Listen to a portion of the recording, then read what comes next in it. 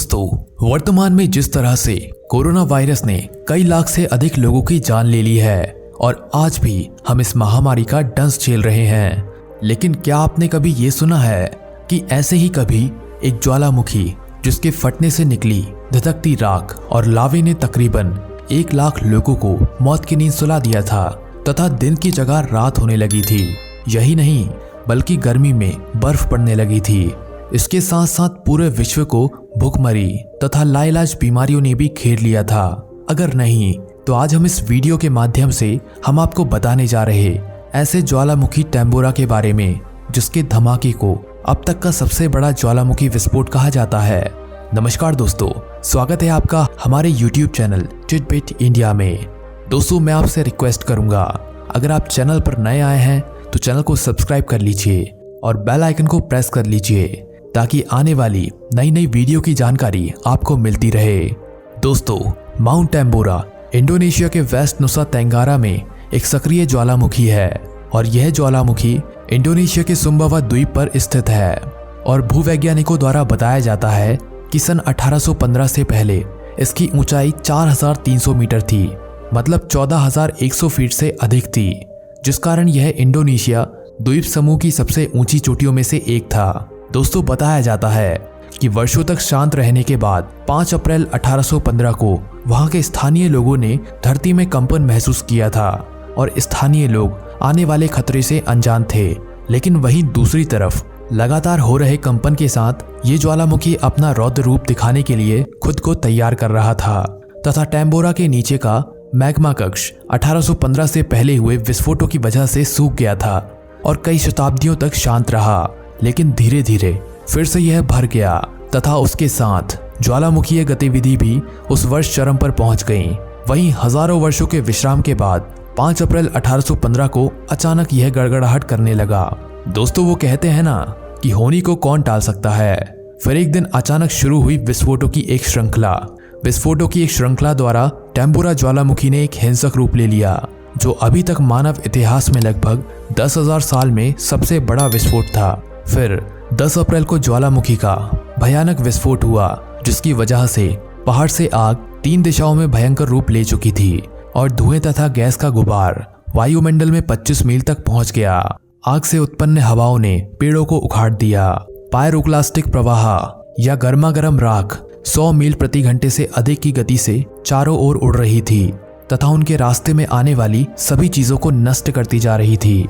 वहीं 25 मील दूर समुद्र में जावा द्वीप के विशाल फ्लोटिंग राफ्ट ने जहाजों को बंदरगाह पर फंसा दिया था और उस द्वीप के निवासियों के अनुसार टेम्बोरा के फटने तथा उससे निकले गर्म लावा की चपेट में आने से लगभग 10,000 लोगों की तुरंत मृत्यु हो गई थी।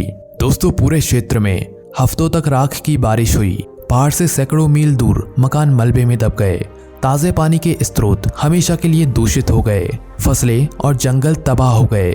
वैज्ञानिकों ने माना कि यह इतिहास का सबसे घातक विस्फोट था जिसमें सुम्बावा और पड़ोसी लोम्बोक द्वीप पर अनुमानित 1 लाख लोग मारे गए थे।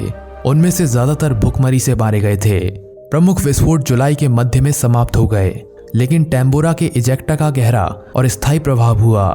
ज्वालामुखी से बड़ी मात्रा में सल्फ्यूरस गैस हवा में जल वाष्प के साथ मिश्रित हो गई, जिसके कारण सब तापमंडलीय हवाओं द्वारा प्रेरित सल्फ्यूरिक एसिड एलोरेस की धुंध, राख और धूल ने पृथ्वी को घेर लिया और सूर्य के प्रकाश को अवरुद्ध कर दिया।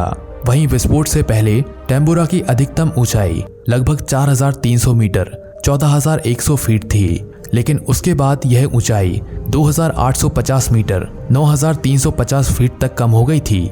और यही नहीं दोस्तों, आपको ये जानकर हैरानी होगी कि इस विस्फोट के दूरगामी परिणाम और भी भयानक थे, जिनमें उत्तरी अमेरिका में फसल की बर्बादी और उसकी वजह से अकाल तथा यूरोप में महामारी ने पूरे यूरोप और उत्तरी अमेरिका की हालत बदतर कर दी थी।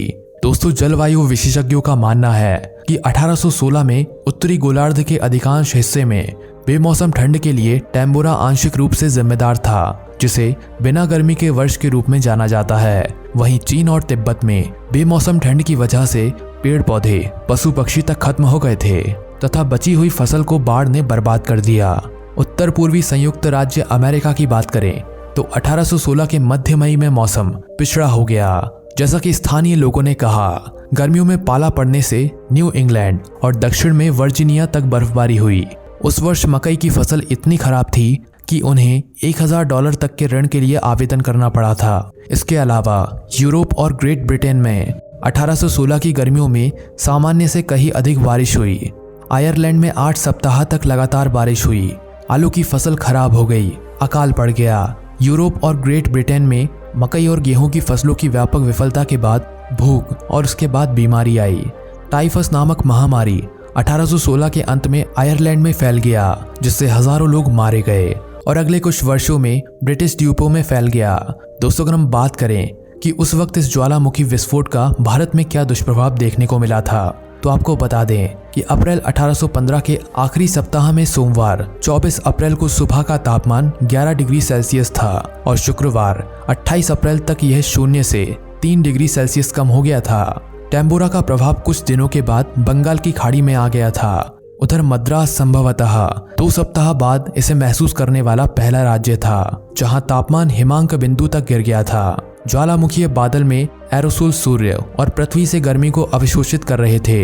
इसके बाद जो हुआ वह ठंड के मौसम की तरह सुखद नहीं था। राख का बादल विश्व स्तर पर फैल गया, जिससे 1816 बिना गर्मी का वर्ष बन गया। मद्रास और शेष भारत में इसका मतलब मानसून के बिना एक वर्ष भी था। फसलें विफल रहीं। भारत में अकाल के बाद हैजा फैल गया, जिसके कारण भारत में भी हजारों लोग मारे गए।